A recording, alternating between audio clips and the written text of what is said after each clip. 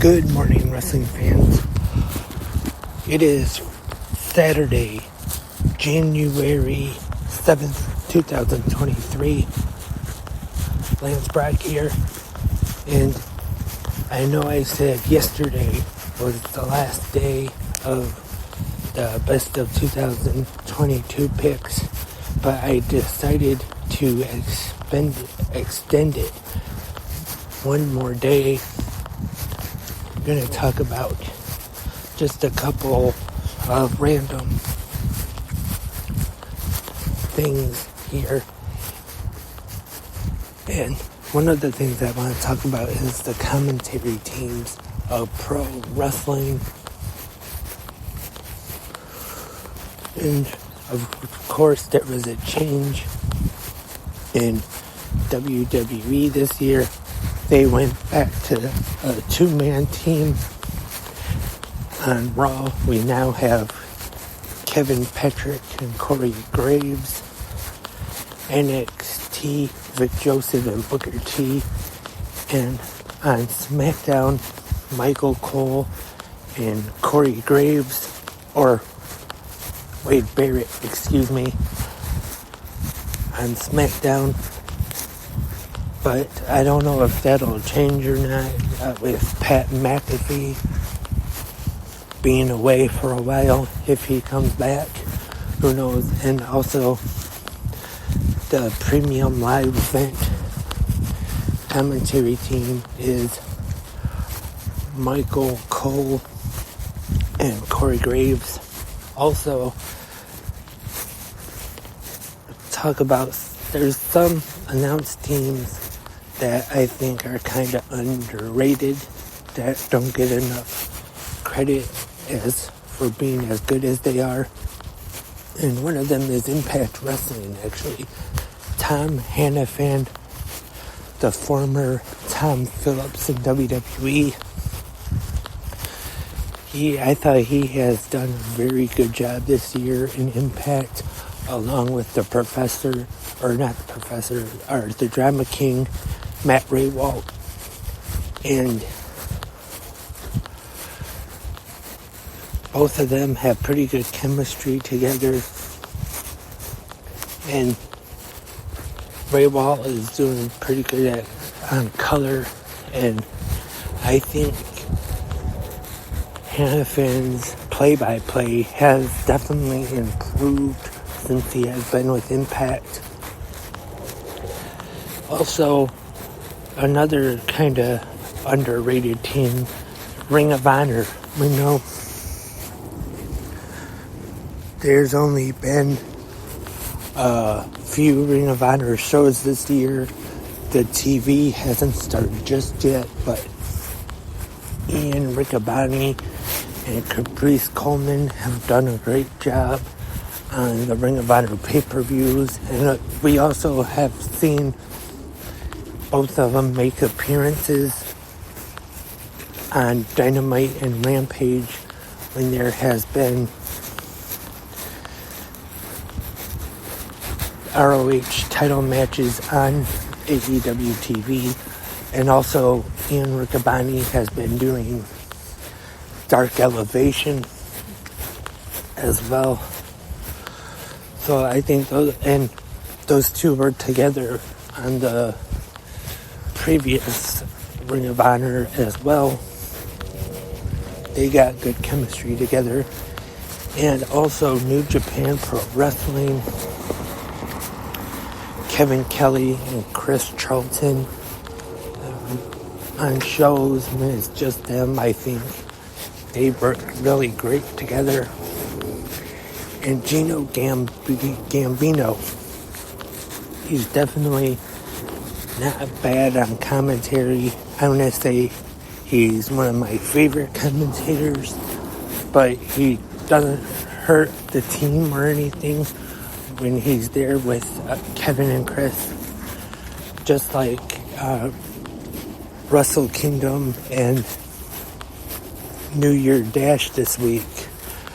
We had the 3-man booth for the English commentary. It was still pretty good. And NWA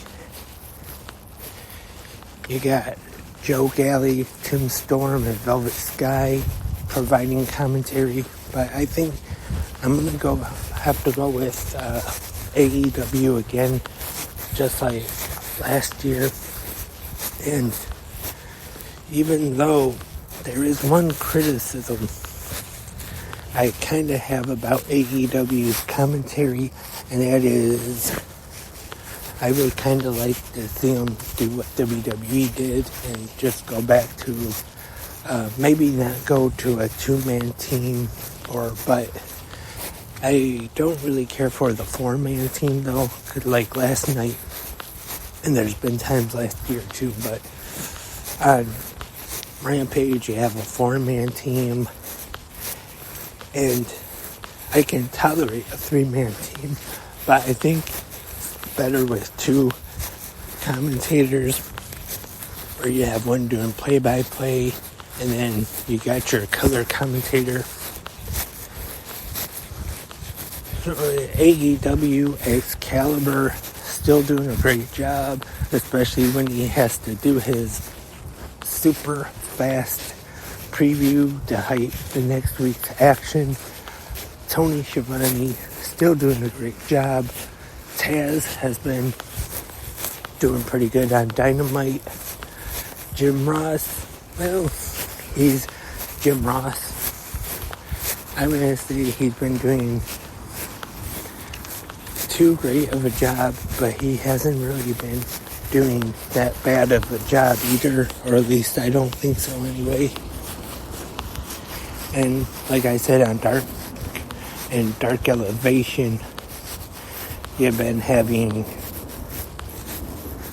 it's been changing a little bit during the year, like when here in Detroit, they had Tony Schiavone and Mark Henry do the Dark Elevation commentary.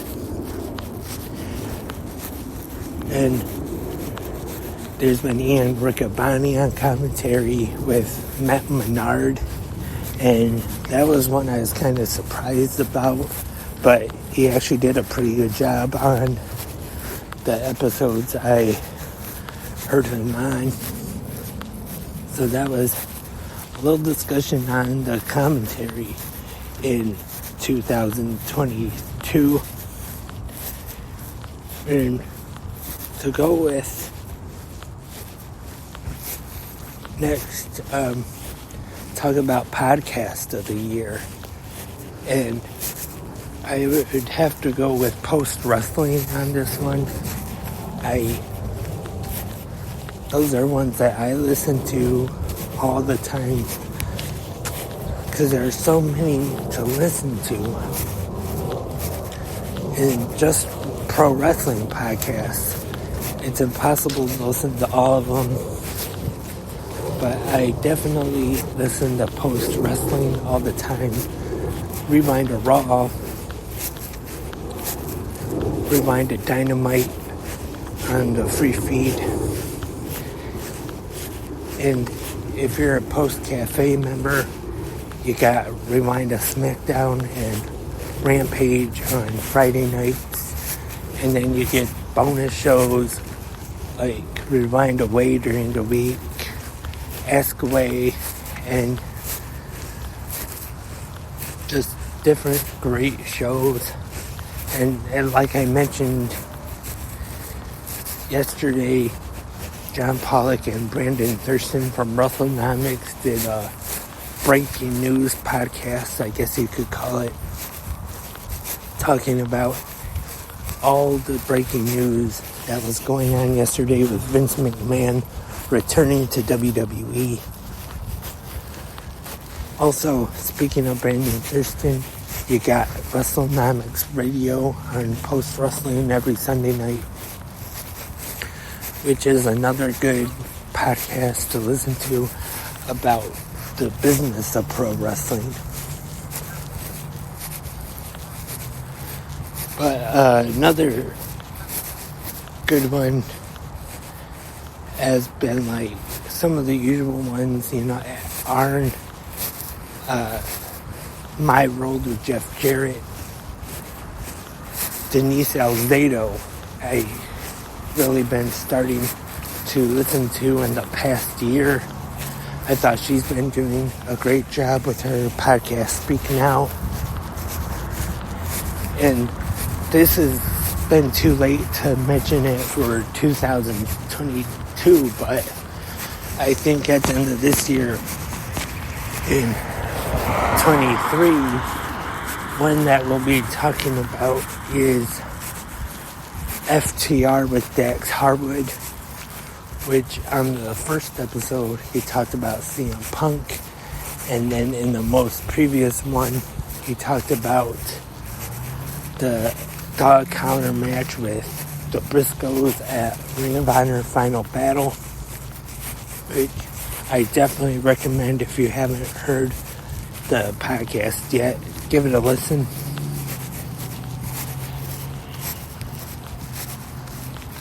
And there are very good wrestling podcasts out there to listen to. I suggest you try to listen to as many of them as you can. I know the 360 Wrestling podcasts aren't any of them, but you should listen to the bad podcasts too, not just the good ones.